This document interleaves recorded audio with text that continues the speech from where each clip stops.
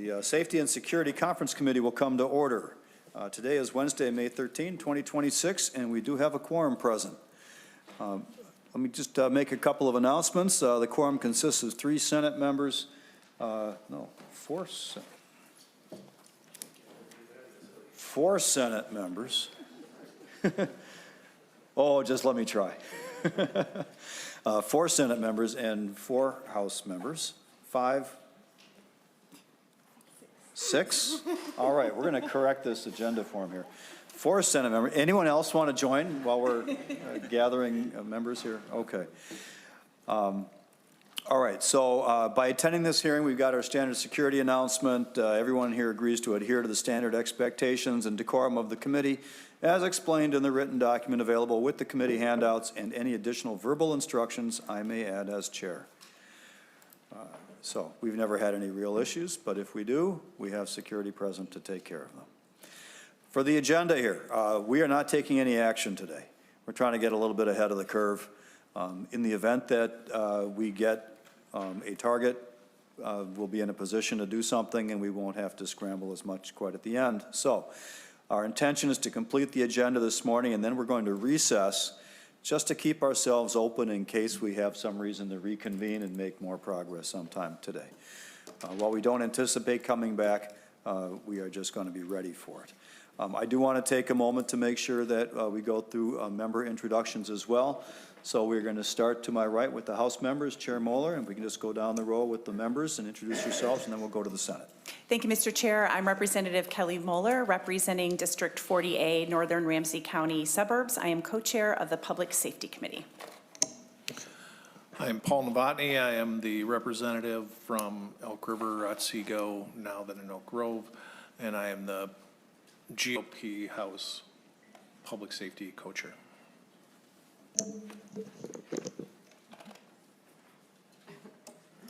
Good morning, everybody. Tina Liebling. I am the co-chair of the House Judiciary and Civil Law Committee, and I'm Rochester and Rochester area. Hello, State Representative Peggy Scott. I represent 31B, which is northern Anoka County and a little bit of Isanti County, and I am the co-chair of the House Judiciary and Civil Law Committee. Representative Breon Curran, District 36B, that includes White Bear Lake, Vadnais Heights, Gem Lake, Birchwood Village, and part of White Bear Township. I'm Bjorn Olson, 22A, that's Martin County, Faribault County, Watonwan County, and the largest portion of Blue Earth County, but not the most people, but the most territory, and I am just happy to be here. That makes one of us.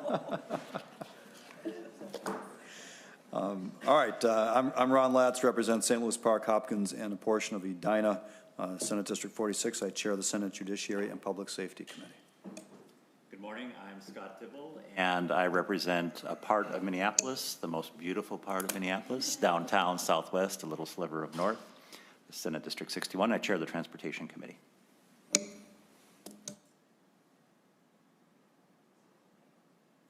Good morning. Senator Bonnie Westland. I represent Plymouth, Maple Grove, and Medicine Lake. Michael Kroon, District 32, Blaine, Ham Lake, Lexington, and Columbus. I'm on the Judiciary and Public Safety Committee. All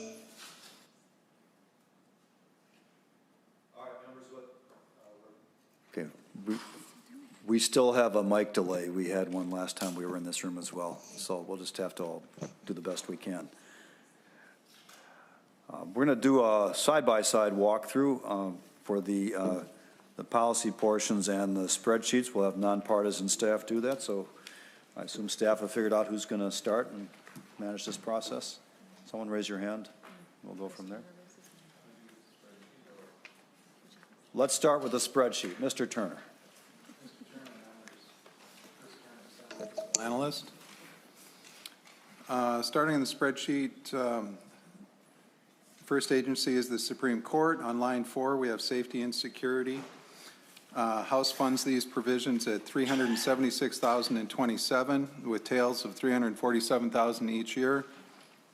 The Senate funds these provisions at $529,027, tails of $488,000 each year. Line 5 is safe and secure courthouse grants. The House funds this at $4 million one time in fiscal year '27. The Senate funds it at $1 million one time in fiscal year '27. Line 6 is a Senate-only provision, an operating adjustment in fiscal year '26 of $250,000.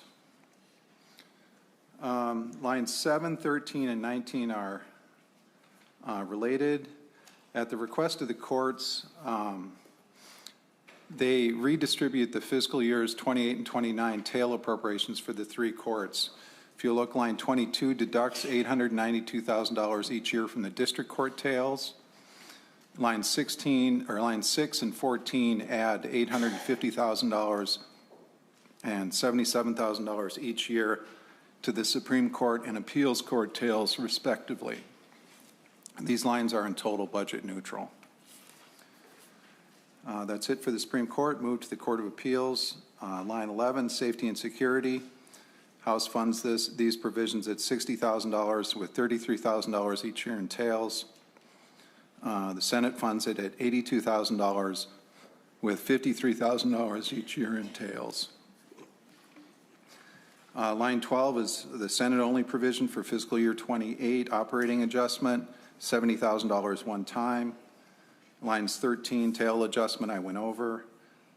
Then we move to the district courts, safety and security. The House funds these provisions at $843,000 in fiscal year '27, with tails of $467,000 each year. The Senate funds these provisions at $1,276,000 in '27, with tails of $824,000 each year. And then finally, on line 18, we have the Senate-only district court operating adjustment, fiscal year '26, $1,600,000 one time, and then 19 is the district court tails adjustment that I already went over. And that, Mr. Chair, is the court provisions. All right, who's going to do public safety? Mr. Chair, members, Krista Ms. Boyd, Boyd. Senate Fiscal Analyst. Thank you. Department of Public Safety, on line 23, there's a one-time appropriation for the State Patrol operating deficiency that is funded at $1.92 million in fiscal year '26 on both the House and Senate side. On line 24 are costs for capital security weapons screening. These are all from the general fund, by the way. And on the House side, that is funded at $6.683 million in '26 and '27 and $6.825 million in the tails. On the Senate side, it's $12.155 million in '26 and '27 and about $13.5 million in the tails. Line 25 are costs for other capital security enhancements. The fund is missing, but that's also general fund. On the House side, the appropriations are fiscal year '26 and '27 is $4.454, and in the tails is, I'm sorry, that's missing. It's about $2.9 million in the tails. And on the Senate side, $10.8 million in '26 and '27 and about $5.4 million in the tails. On line 26 are costs of a new proposed legislative services. It's called the Legislative Services Unit in the House language and Protective Services Unit in the Senate language. The costs for that are $960,000 in '26 and '27 and $1.38 million in the tails on the House side. On the Senate side, $12 million in '26 and '27 and about $20.9 million in the tails. On line 27 are related costs to the BCA for threat assessment and investigation, and those are funded at the same levels on the House and Senate side of about $1 million a year, starting in fiscal year '27.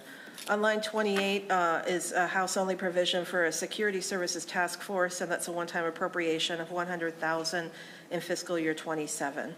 And then on line 30 and 33, and later in revenue section, are costs related to a Senate-only provision to require the removal of insignia from public safety emergency vehicles that are sold to the public. Line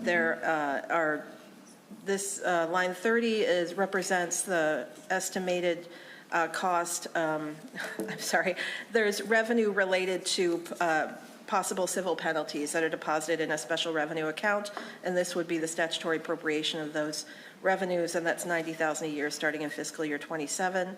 On line 33 are costs from the Attorney General's office related to this provision and related to civil penalties for that provision. On line 33, that would be $142,000 a year from the general fund for the Attorney General's office starting in fiscal year 27, and again, only on the Senate side. And then I will pass it on to Mr. Erickson. Mr. Erickson. Mr. Chair and members, Andrew Erickson, covering the state gov portions of the spreadsheet.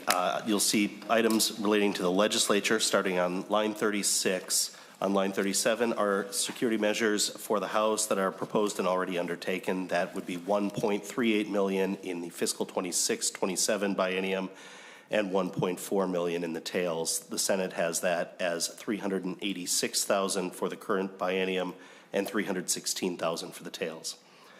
A similar provision before the Senate is on line 38, and that would be $386,000 on the House side with $316,000 in the tails.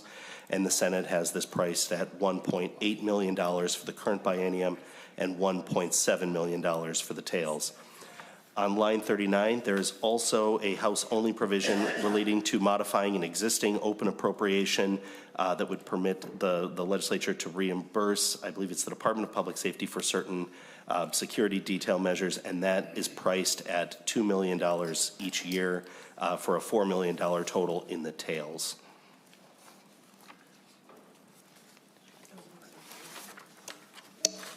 Mr. Chair. Ms. Boyd. Jumping back to me, sorry, real quickly, on line 43, this is part, on the Senate side, this is part of the Protective Services Unit provision, and this would require security costs for constitutional officers that are located outside of the Capitol complex. That would be the Secretary of State, the State Auditor, and the Attorney General, and that would be one-time infrastructure costs to provide those of $2.16 million in fiscal year 27.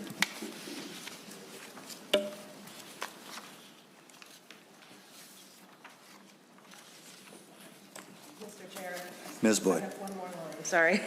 And this is just related to earlier, this is a collection of revenues on line 53 related to civil penalties for that provision on emergency vehicles sold to the public. That is $90,000 a year deposited in the Victims of Crime account and appropriated to the Commissioner of Public Safety.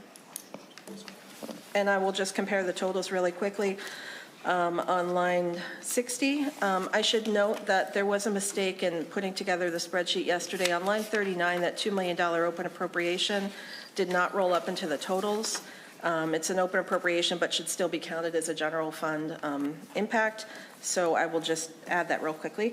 On line 60, the 26-27 totals for the House collectively for general fund should be 24.174.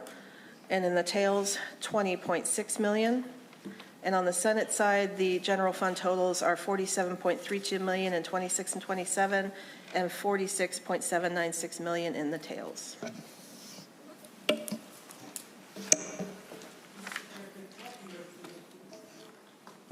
Ms. Boyd, could you repeat that, please? Mr. Chair, and Representative Liebling, the entire totals line? Okay. Mr. Chair and members, on line 60, the general fund totals for on the House side for fiscal year 26 and 27 should be 24.174 million. Just add that 2 million to that listed total. And then 28 and 29 should be 20.601 million. And then on the Senate side, the total is 47.32 million in 26 and 27. And in 28 and 29, 46.796 million in the tails.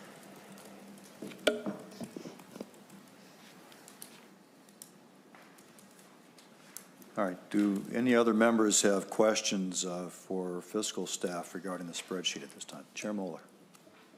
Thank you, Mr. Chair. I just wanted to point out that on lines 30 through 33, and then lines 48 and 53, removal of insignia from emergency vehicles. In the policy package, we adopted the House language that had a zero fiscal impact. And so I don't know how we deal with that or if we deal with that now, but just wanted to highlight that.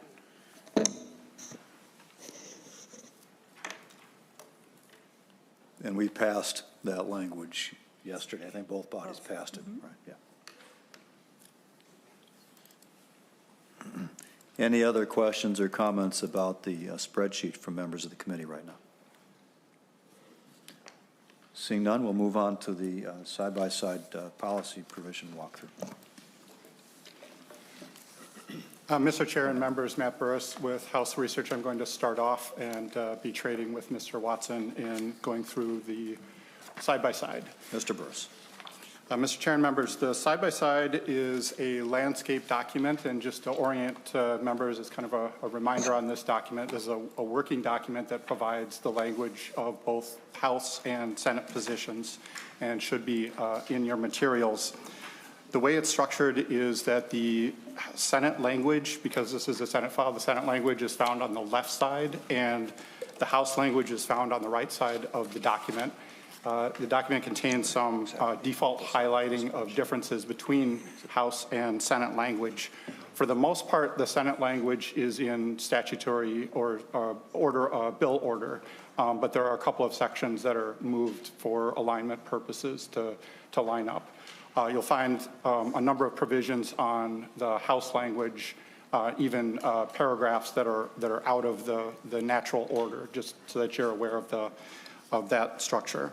Also, also speaking of structure just a little bit, the House and Senate approaches to appropriations are somewhat different. And so the Senate language contains some adjustments to the session law, the budgets enacted for these areas last year, and as well as some new direct appropriations. And the House language has all new direct appropriations.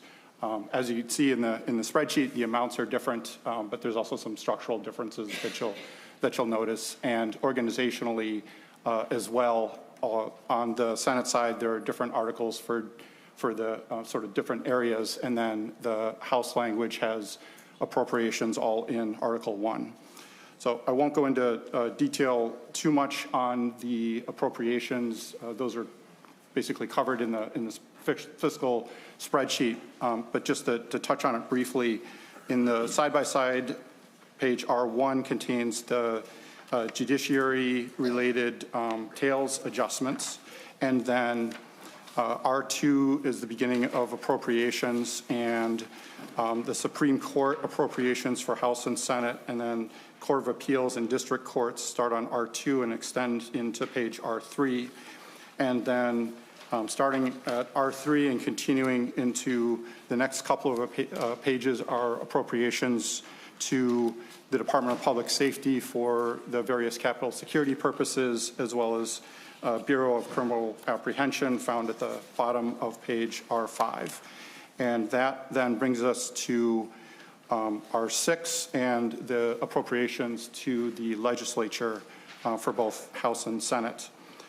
Following that, starting at the bottom of R7 is Senate Article 2, House Article 2, and the policy provisions, which Mr. Watson is going to start off with.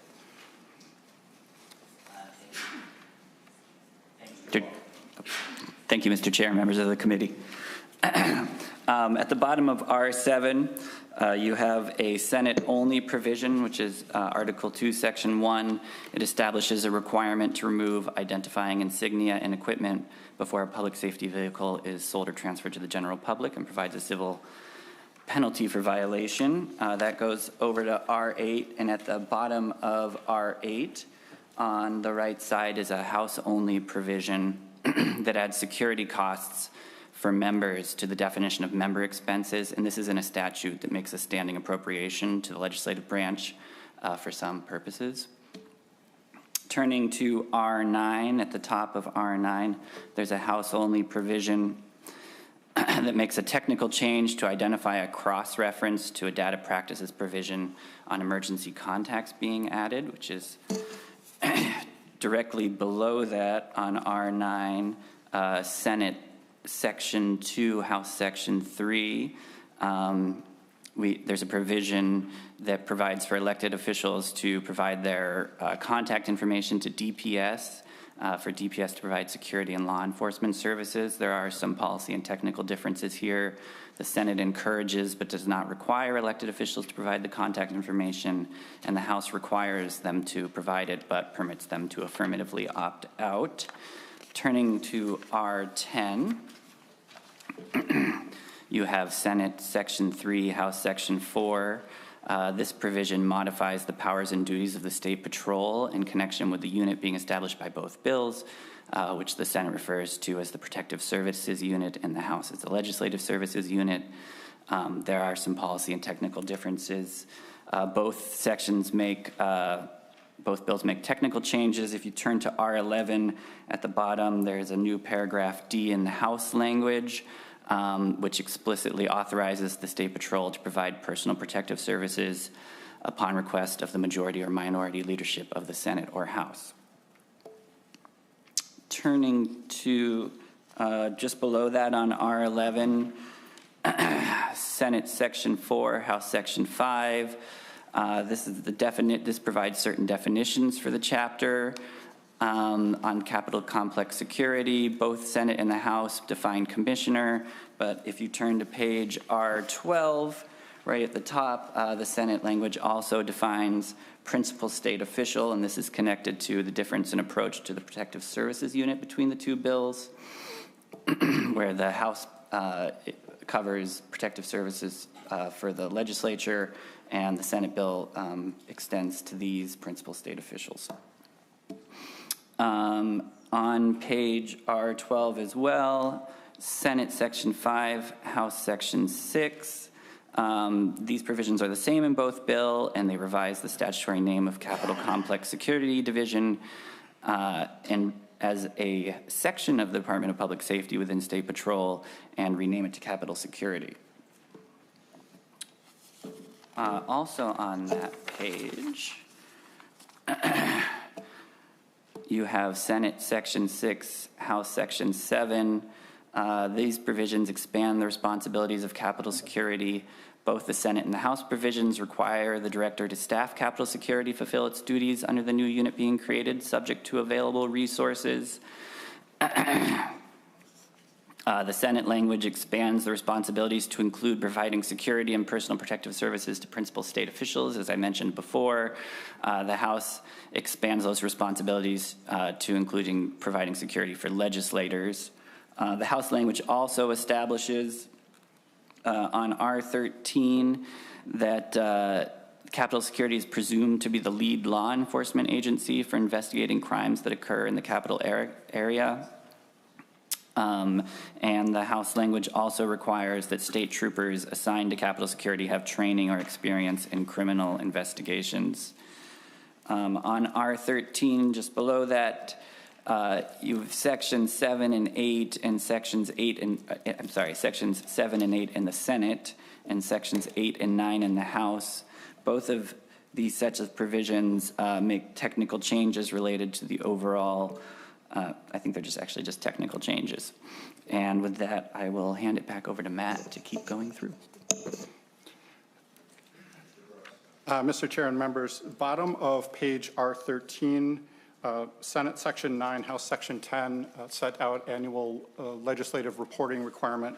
So both provisions require a report. There's some difference in the date of commencement, and there are some differences in details on what the report has to contain.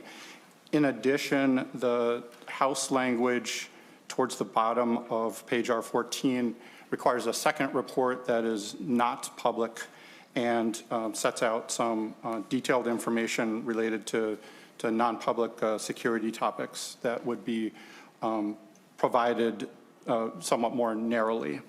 Then moving to page R15, Senate Section 10, House Section 11 sets out the respective units. So in both cases, there's a unit being established.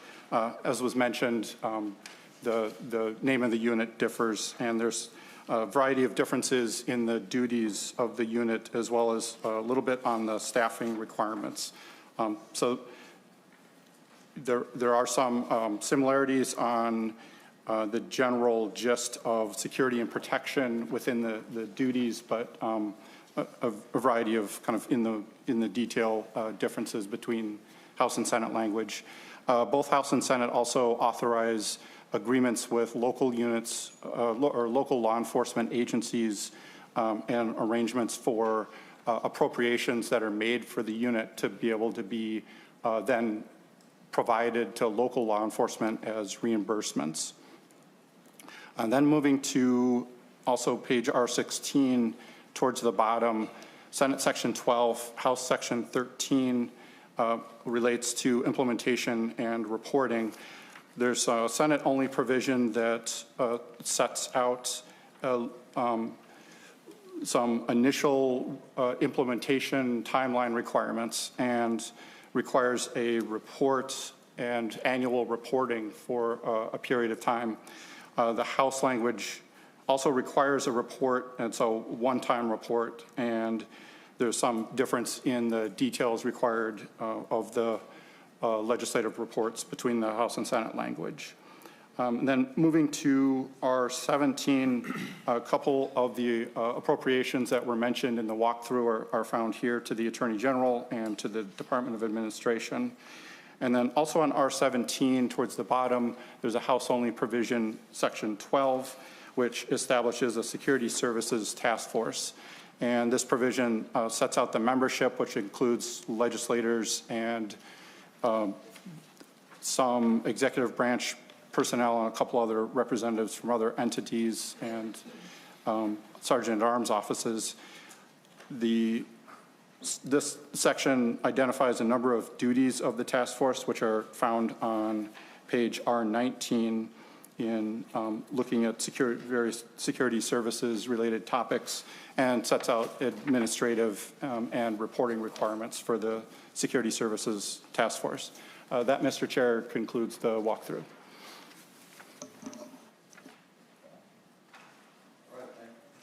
Thank you, Mr. Burris. Are there any questions from members of the committee at this time before we go into testimony relating to any of that walkthrough?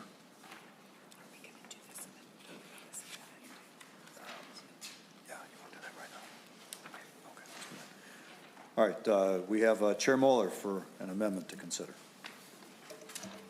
Thank you, Mr. Chair. This amendment is related to the Legislative Services Unit, and I don't know if there is someone in nonpartisan that can walk through what this amendment does.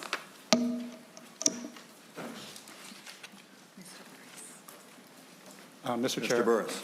Mr. Chair and members, the amendment is coded in the upper right S3432A8, and this would make a number of changes to the House language. So it is oriented to the side-by-side within the amendment, identifying the R pages of the page numbering of the side-by-side, and then within that, in the House language, the page and line numbers. The first portion of the amendment makes a revision to the rider in the appropriation to the Bureau of Criminal Apprehension to identify coordination with the new unit being created. And that is amendment lines 1.2 to 1.4. The next section of the amendment, starting at 1.5 through 1.16, makes some adjustments in the emergency contacts provision.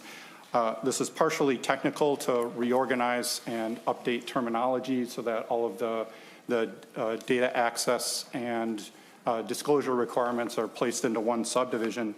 The more substantive change is found on 1.15 of the amendment, and that deletes one of the uses of the emergency contact data. The next portion of the amendment starts at 1.17 and extends on to the next page, 2.1. Those are the lines of the amendment. And that section removes the provision that is a House-only provision that sets out legislative requests for personal protective services.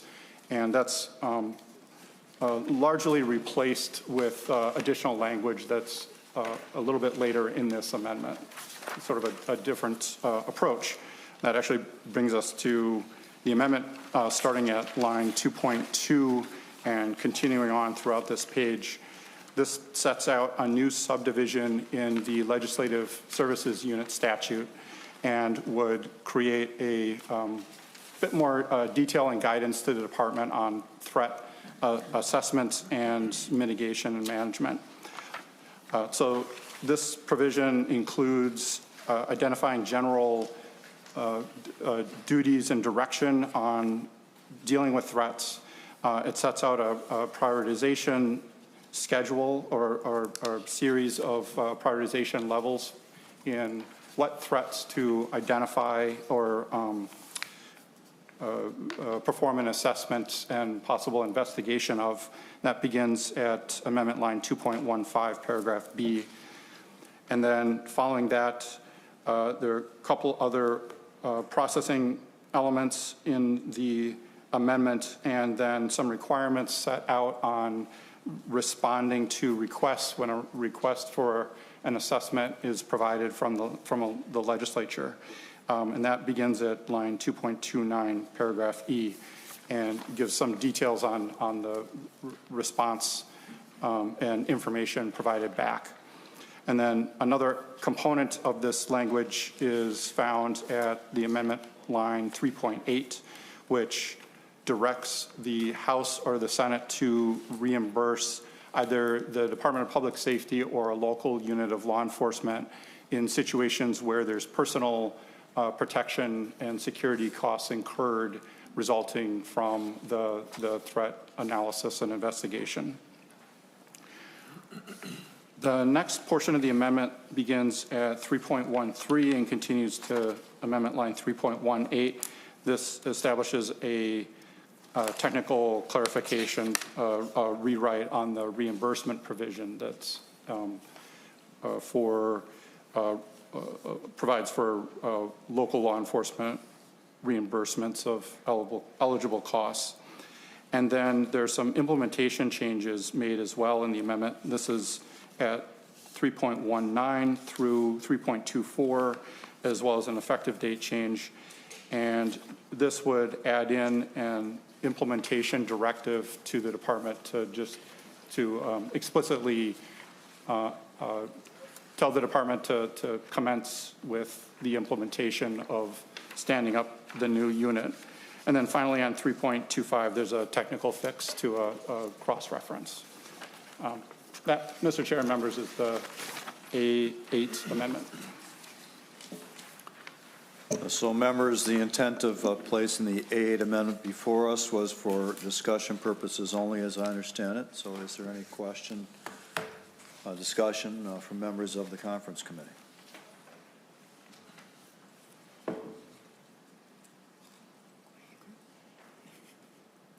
Does anyone want some coffee?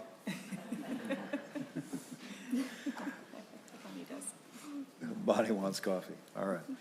All right. Well, then we will move on from the presentation of the A8 amendment, and we will invite testimony. We have with us here today, we'll start with the Honorable Judge Richard Kyle, President of the Minnesota District Judges Association,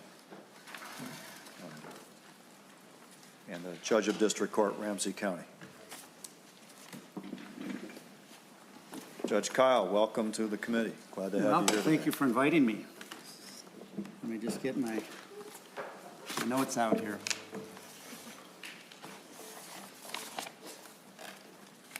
So I first want to thank the chairs, Senator Latz and Representative Moeller, for inviting me to testify today.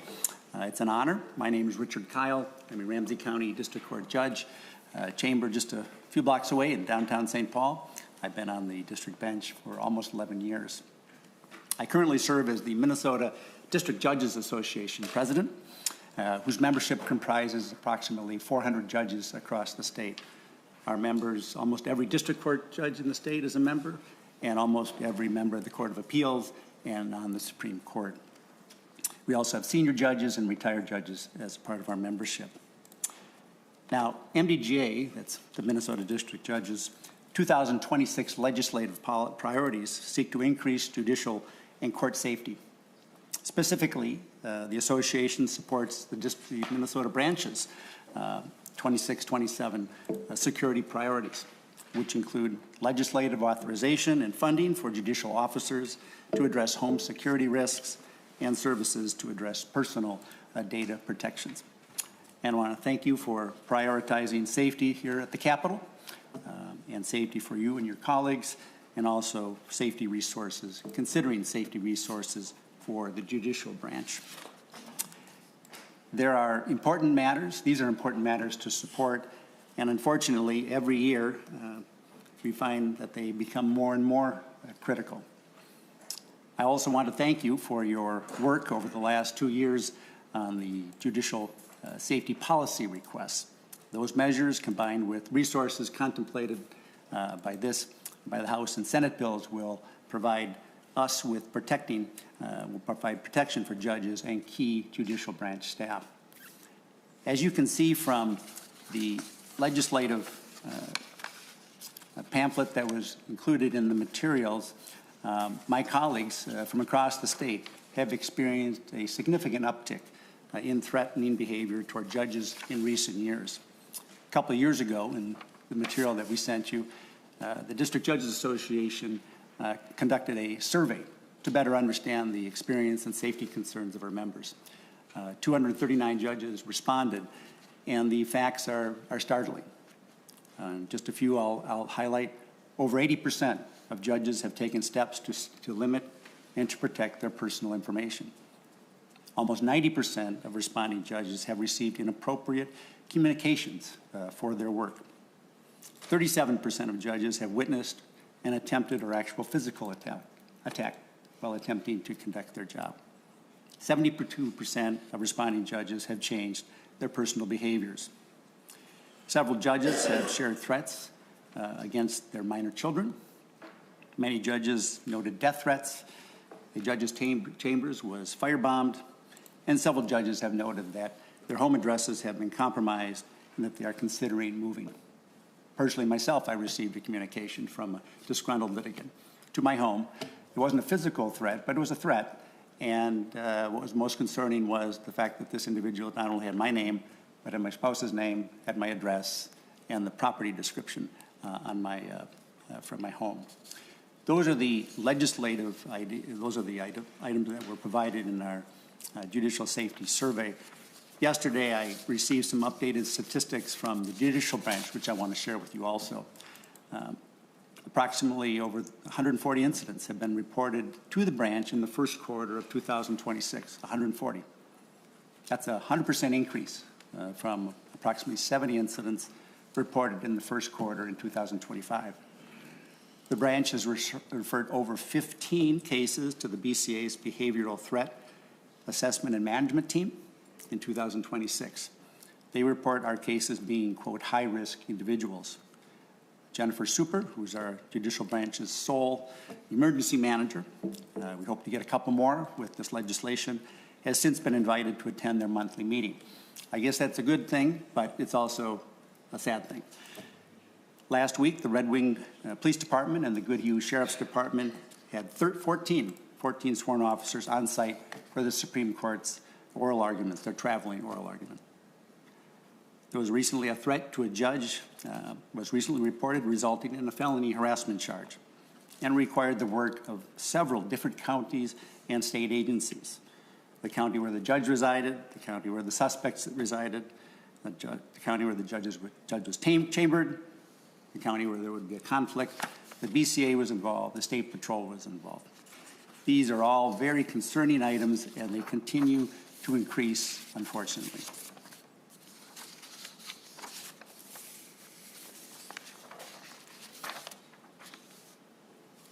The resources requested by the branch will provide meaningful opportunities for judges in the following areas: personal data protection, deleteme.com, ongoing monitoring, home security allowance, one-time allowance with monthly reimbursement, judicial security expansion unit. We've only got one person right now. We're hoping to get 2 more to address threat assessment, law enforcement coordination, and emergency planning. A courthouse security grant. Previously, that's been funded 2017, 21, and 22, or rather 24. These would be matching grants with the counties. And a Chief Justice security detail. The Chief Justice attends many public events, speaks at many public events, and so that's the fifth of the 5 areas. These are all important, and we would request and urge the committee to support them. I want to just take, just kind of end here. The committee, I believe yesterday, received a letter from Jeff Shorba, written testimony. Mr. Shorba is well known to this committee as our longtime state court administrator. He emphasized the branch is grateful to both the House and Senate bills and that contain critical investments in judicial safety and security. He also states that without full funding, the branch will remain limited in its ability to provide consistent statewide protections for judges and their court staff and provide limited security for the Chief Justice. He notes that the Senate position includes funding that will allow the judicial branch to provide personal data protection services and home security reimbursements to both judicial officers and court administrators who face increasing threats related to their official duties, along with funding for the security detail. And he urges the conference committee to adopt the Senate position to fully fund the branch's safety and security requests. The Minnesota District Judges Association appreciates and supports Mr. Shorba's request for full funding and would urge you to fully fund these requests. In conclusion, I realize this is a tough budget outlook with limited resources, so we come here understanding that fully well. But I can guarantee you that whatever money is provided will be put to good use, and I would encourage the committee, both the Senate and the House, to send as much money as you can to the branch's way. Thank you. I'm happy to take any questions, but that was my presentation. Thank you, Judge Kyle. I will note that Mr. Shorba's letter is included in members' packets. Are there any questions for Judge Kyle? Senator Kroon. Mr. Chair, thank you, Mr. Chair, and thank you, Judge Kyle, for your testimony. Somebody who's appeared before judges and worked for judges, I appreciate the challenges that you just laid out. I appreciate the survey. The statistics of the survey are pretty shocking. You said 239 judges responded. Can you remind the committee how many district court judges they're estimated there are currently in Minnesota? 270. We usually don't get that much of a reply when we but survey our colleagues. So it was impressive, and it would have been nice to have a few more. But that was pretty high, and I think it reflects the importance and the concerns that judges around the state. And you know, the concern is not just at your courthouse. Of course, we've got security at the courthouse, right? I got in different degrees, and we need more, especially in certain courthouses in Greater Minnesota. But it's what you do after you leave the courthouse, on your way home, at your house, in the neighborhoods in your community. That's where these are our concerns, and we see an uptick, you know, outside of the courthouse security area.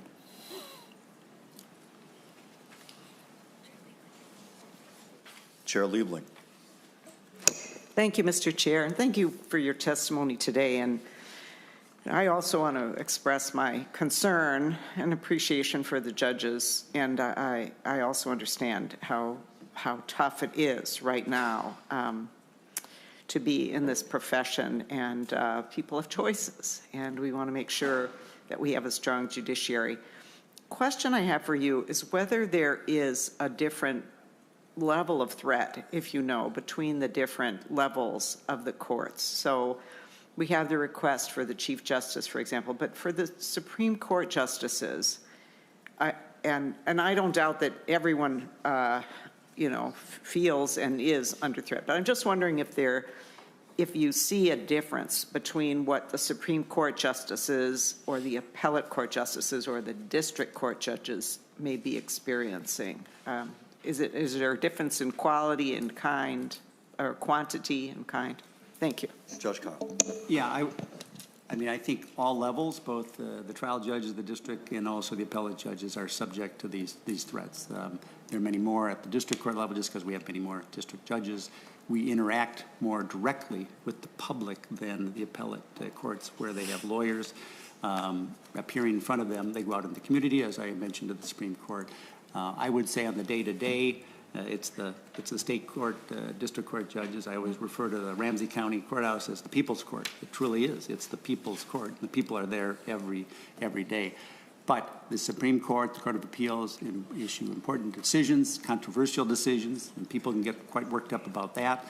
And when they walk out of their judicial center, just like when we walk out of our courthouses, they do not have the protection that they would have in those buildings. So I don't know what the statistics. We were just we were getting information from our district court judges, but the threats are on both levels. To follow up on that, Chair Moeller. Thank you, Mr. Chair. And I guess, is it fair to say to Judge that many of the appellate court judges were once district court judges as well? Judge. They were once district court judges. They know what it's like, and so they know the threats, and they they deal with all the work that we the people that didn't like our opinion go to the Court of Appeals, right? And now they're appearing in front of the Court of Appeals. They're looking at those judges, and if they've got an axe to grind at the district court, they might have an axe to grind, at the appellate level too. To follow up on that, Chair Scott. Thank you, Mr. Chair. I'm just wondering, I know there was a recent survey, it sounds like, amongst the judges, and was there a question about how many judges already had like home security systems or any sort of monitoring? Thanks. Judge Cobb. Yeah, I don't think there was. We know that some do, many do, but many had indicated that they had taken steps to limit or protect their personal information, and they had taken steps to protect security at their homes. I don't know what the numbers are between how many have had security systems and how many have not. I know from just anecdotal, talking to colleagues, they are out looking for security systems. And more, it's a discussion we didn't have when I started 10 years ago. Chair Novotny. Representative Curran. Thank you, Chair. Nice to see you, Judge Kyle. And there were a couple of references to a report that indicated the 100% increase in threats. Is that information publicly available, or is it available in a format that we're able to look at? Judge Kyle. We can make it available. I think we can make it available. Yeah, I think that would be helpful. Thank you. Subject to penalty if there's a data breach somewhere. That's right. That's right. Those of us who are in the courts regularly have seen individuals escalate in the courtrooms and in the hallways. Just a couple of weeks ago, I was out in Hennepin County District Court Satellite Branch, and there was a person at the clerk's table over scheduling that was really escalating quite loudly. And fortunately, the very experienced clerk was handling it well, and I was chatting with the deputy who was watching it. It was just glued to keep an eye to make sure it didn't get out of hand. And that was just over a matter of scheduling and anxiety to get back in to have the matter heard, and how long she was waiting for the case to be handled that morning, and had to get to work and the whole bit. And people come in on some of the worst days of their lives, or following up on some of the worst days of their lives, filled with anxiety, and then they may get a decision they don't like on top of everything else. So there's a lot of stress and emotion, anxiety tied to these district court cases, throughout the system. And the judges who make the decisions are frequently the focal point of any disappointing outcome.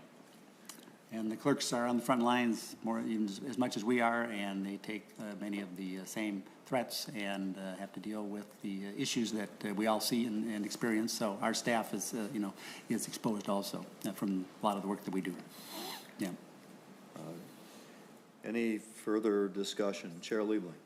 Thank you, Mr. Chair. Well, that does kind of bring up a question. So has there been any survey of the staff so that there's any quantification of threats against them? And I think it's important for our purposes to understand, are they being threatened in their homes and so on the way the judges are? Is it somebody's just yelling at you at court and it doesn't mostly go for the, I'd love to see kind of how if there's data on that, and especially as compared to the judges. Judge Kyle. The District Association, we didn't survey the staff, we just surveyed judges. For the last mostly 10 years, I've been chair of our security committee in Ramsey County, so I see the daily assessments or the weekly assessments, incident reports. So I know, staff is experience these issues. It's been an uptick. Used to be just couple months, times a month, and then it was a couple times a week, and that's almost daily. I'm not aware of any, there would be statistics about reports that they make internally, but I don't believe there's been any polling or surveys like we did with the judges. But we're mindful and, have concerns about our staff, obviously, both in our chambers and at the courthouses. Yeah. Representative Olson, I see you raise your hand. All right. You're just sitting happily at the end. Anyone else? Chair Liebling. So, Mr. Chair, I guess at the risk of offering any sort of editorial comment at this stage, I guess I would just say that I think throughout society we are experiencing obviously a really elevated level of threat. I mean, the sort of norms around people's behavior have really shifted, and it is very concerning. And we know that many people in many professions, and not to at all diminish the courts, but there's a lot of threat going on, and a lot of people are feeling very unsafe. And I think our job here, of course, is to, we do have limited resources, and we want to deploy them in the most effective way and where the need really is. And so this issue of kind of teasing out, who needs what is really important right now for us, not to diminish anyone's concern or the reality of anyone's concern. But, that's the challenge that we have, is how to deploy our resources where they are most needed and how can we deploy them the most effectively. And so, that's kind of where I'm going with the issue about the staff. And, certainly we all are concerned about staff. And just to say, Chair Latz mentioned, being in the courthouse, lawyers are under threat too.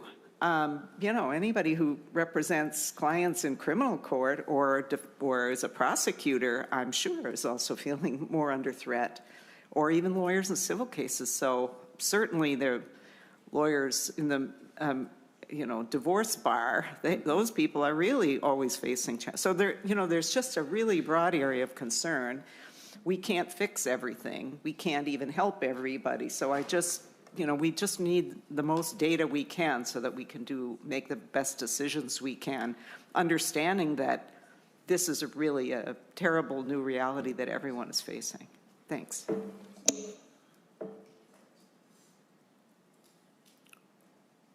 Any further discussion or questions relating to Judge Kyle's testimony? If you wouldn't mind, Chair. Judge Kyle, please. We have one survey that is out right now, is we're actually surveying our colleagues to find out we've noticed, particularly in greater Minnesota, but certain areas of the state, fewer people applying for judgeships. And what's the reason? Is it security? Is it safety? Is that one of the issues? Or, is it money? Or, what are the reasons? And we suspect security would be an issue. Judges have to issue their rulings without fear or favor, and being able to be comfortable and feeling like you're secure, and that you can make the hard decisions that will disappoint and maybe upset people is very important. And I think that's a critical role that we play in society. We're kind of the tip of the spear when it comes to the rule of law.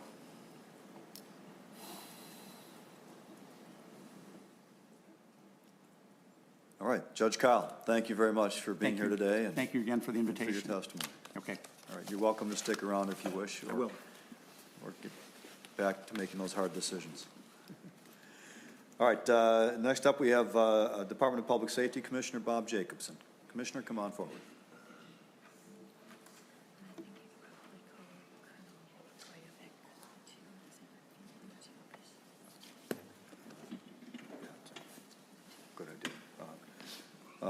Colonel Bogojevic, would you like to come forward as well? I think it's on roughly the same topic here, so we'll have both of you at the table to present and answer questions. State Patrol Colonel.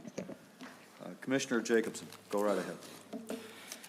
Good morning, everyone. Chair Latz, members of the committee. As mentioned, my name is Bob Jacobson, and it is my honor to serve as the Commissioner of the Minnesota Department of Public Safety.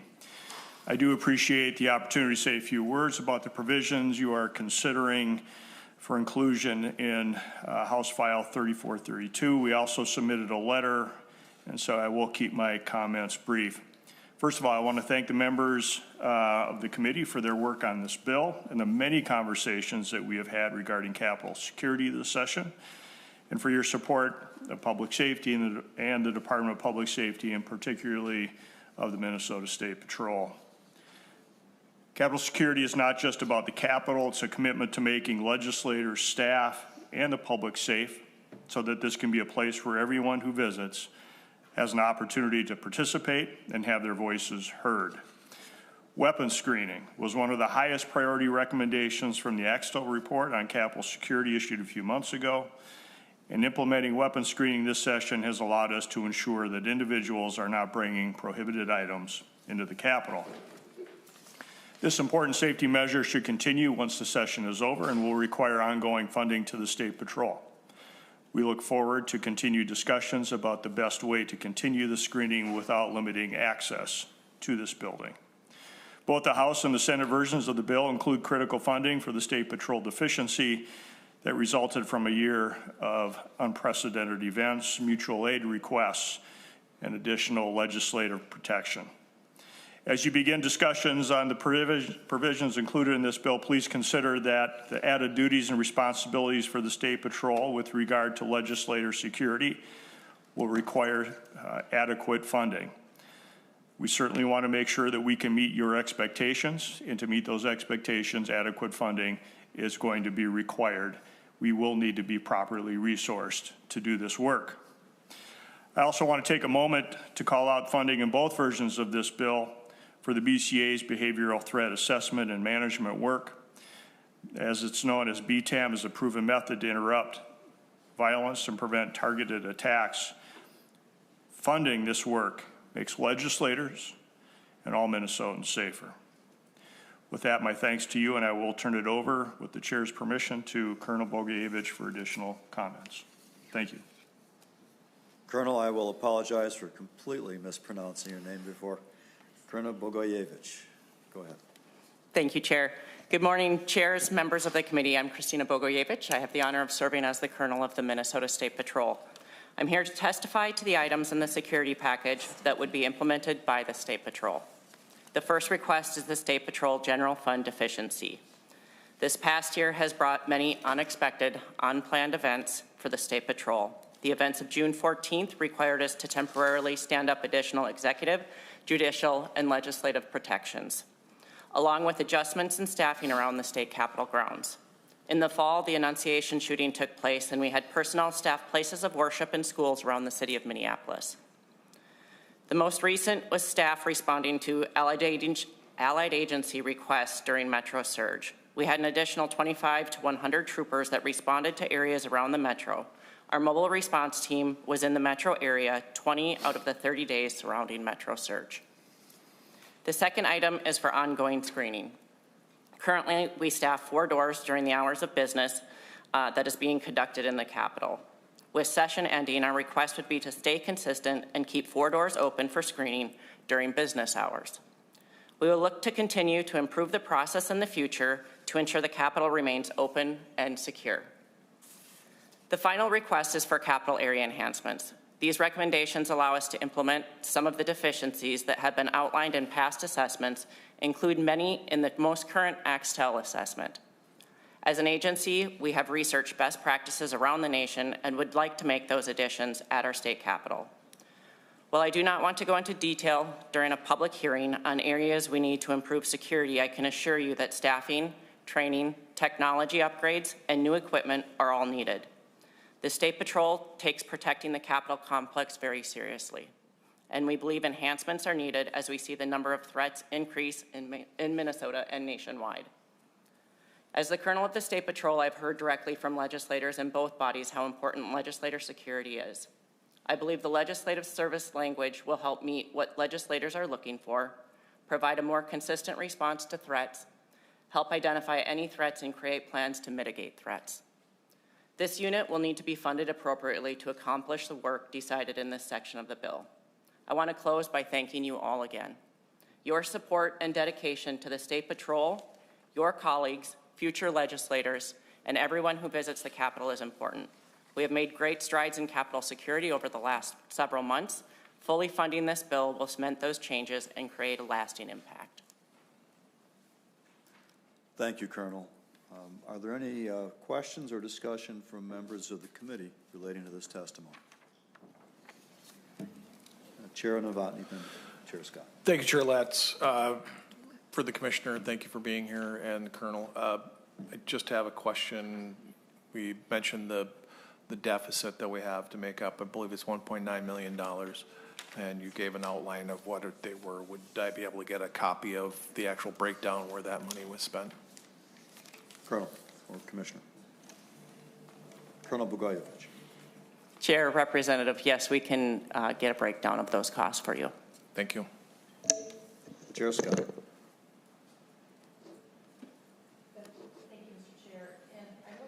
Page R13 in the side-by-side, and I know the House has some language on line 9.19.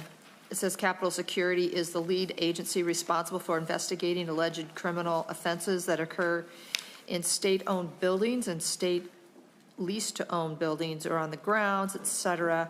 Another law enforcement agency may assume responsibility for a criminal investigation under this paragraph. Could you talk to me a little bit? I think it's Colonel Boyevich. I am sorry for botching it.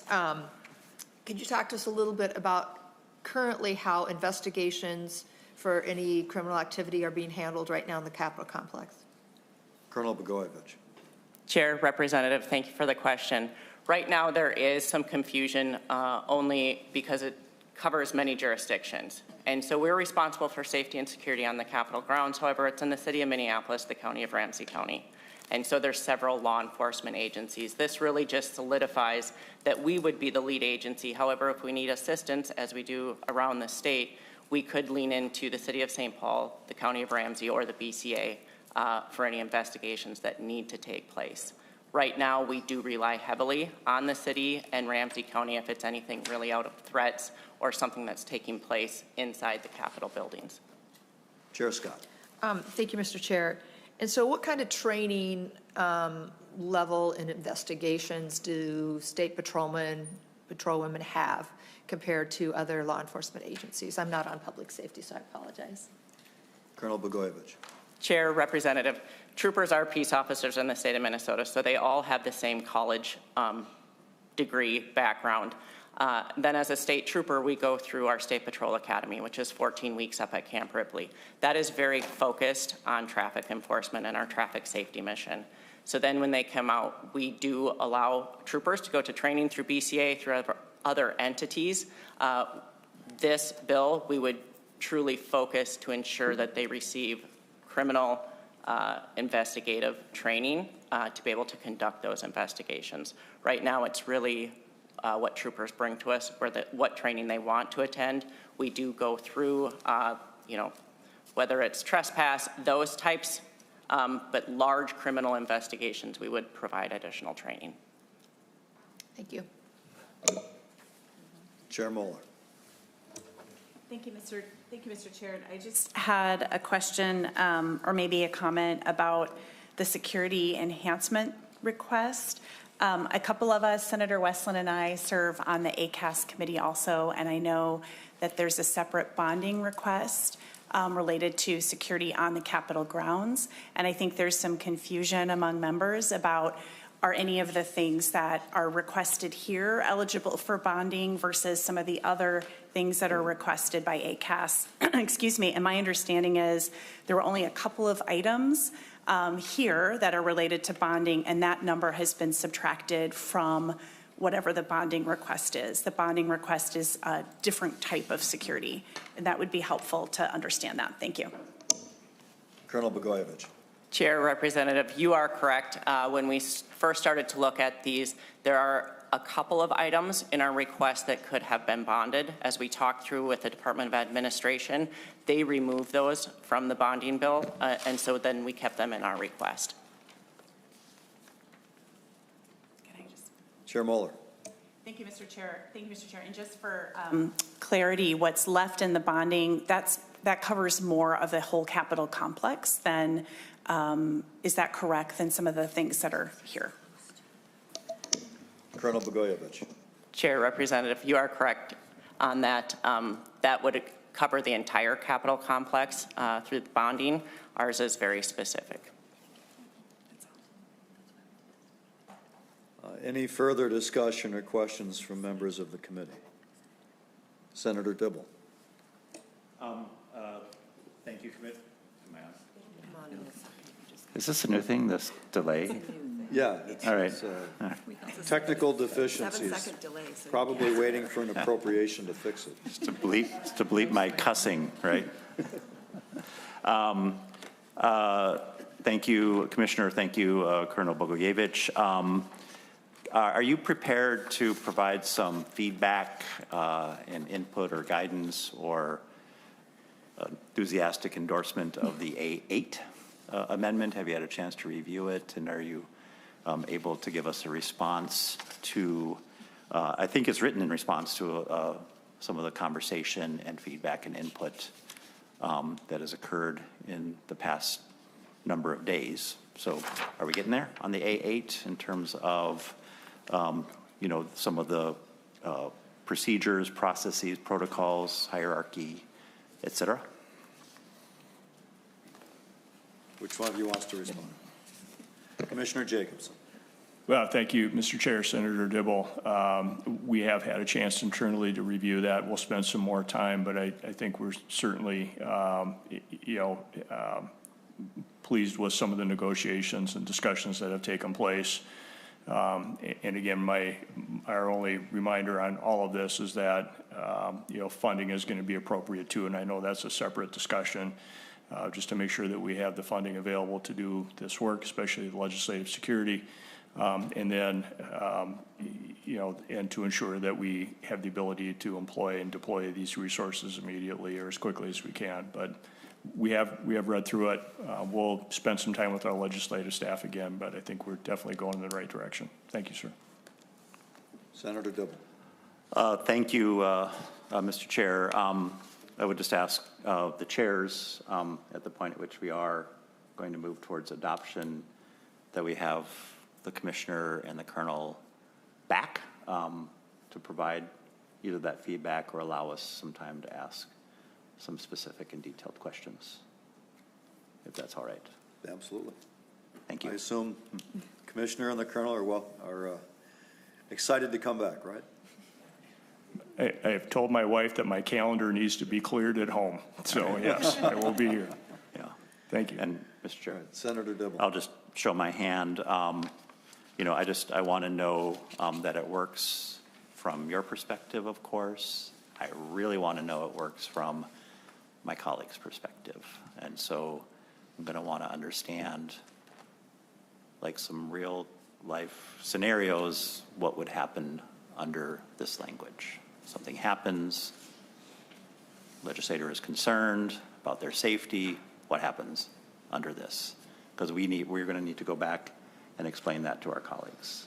They're going to be very, very, very interested in the answers to those questions. Thank you. Any further discussion relating to the testimony of these testifiers?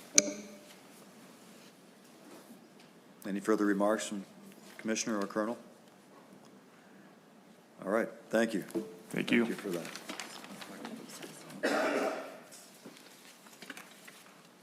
Okay, I don't think that we have anything else that we can productively accomplish right now as a conference committee.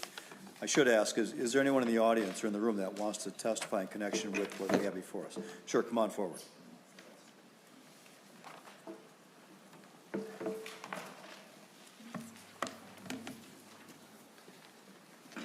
Thank you, Mr. Chairman. Matt Ealing, Minnesotans for Open Government.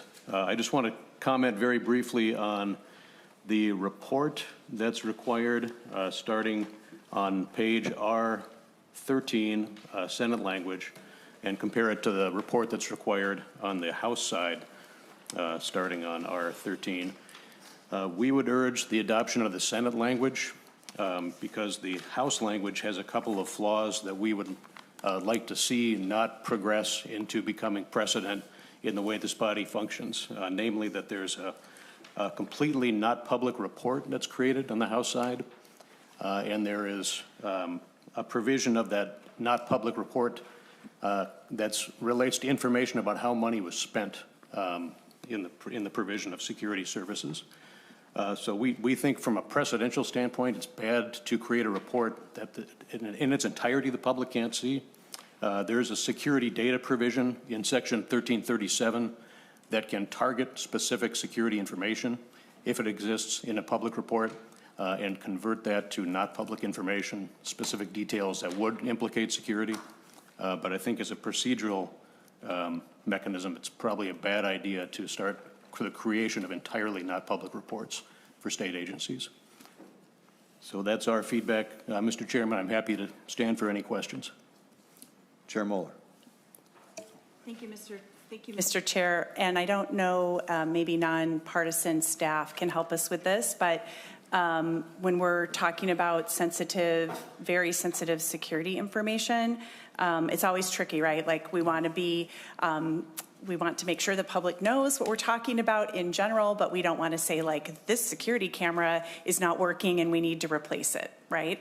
And so I think that is the intent of this language, and it's my understanding it was drafted based off of other statutes, maybe the ACAS statute. I think maybe Mr. Johnson drafted it, and I don't know that he's here. And Mr. Burris might have the answer to that. Mr. Burris. Mr. Chair, Representative Moeller, I'm sorry, I'm not overly familiar with this as a model in other statutes, so we'd have to get back to you on that one. Chair Moeller. Thank you, Mr. Chair. I should just leave this microphone Yes, on. you should. I need to learn that. I think it would be helpful to know if that is modeled after other language, and certainly if there's some tweaks we can make to it as well.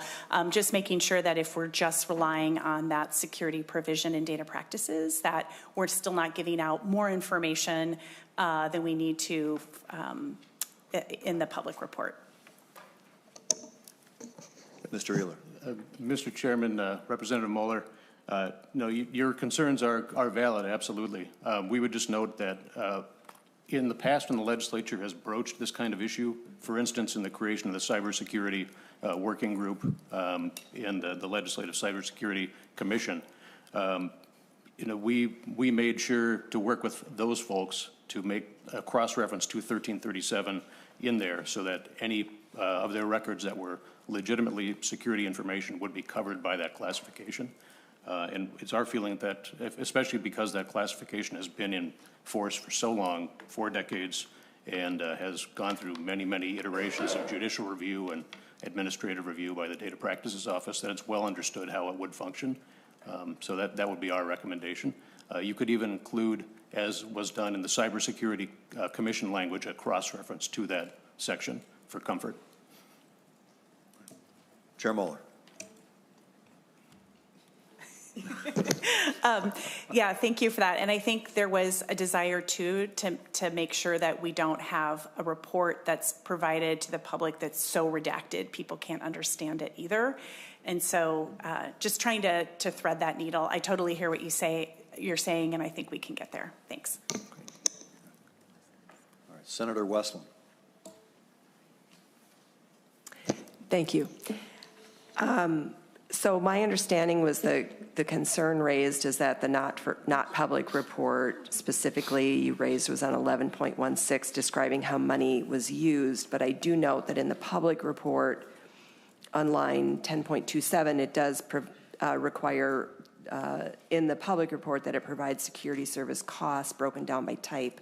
So there is some information being provided to the public. It is public in terms of what the total appropriations are being made in budgets.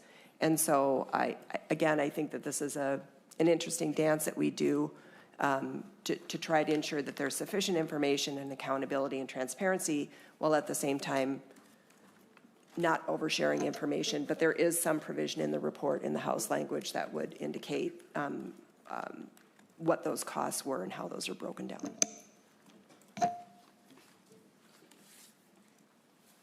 Chair Scott. Thank you. Senator Cruin. Thank you, Mr. Chair. I was just going to ask for the pinpoint citation for the security provision in Chapter 13, but Mr. Euling already answered it. Wow. Good job, Mr. Euling. Thank you, Mr. Chairman. All right. Any other questions or discussion from members of the committee?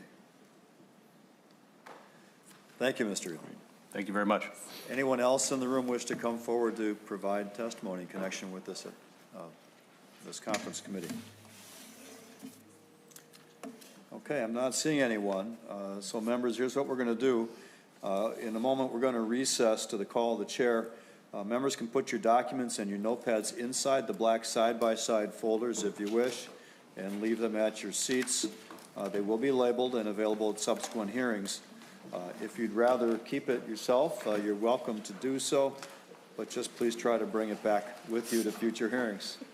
That's probably the only copy we're going to be giving you. So, all right. Any other members of the committee or staff have anything to add before we recess? All right, thank you all. We are in recess.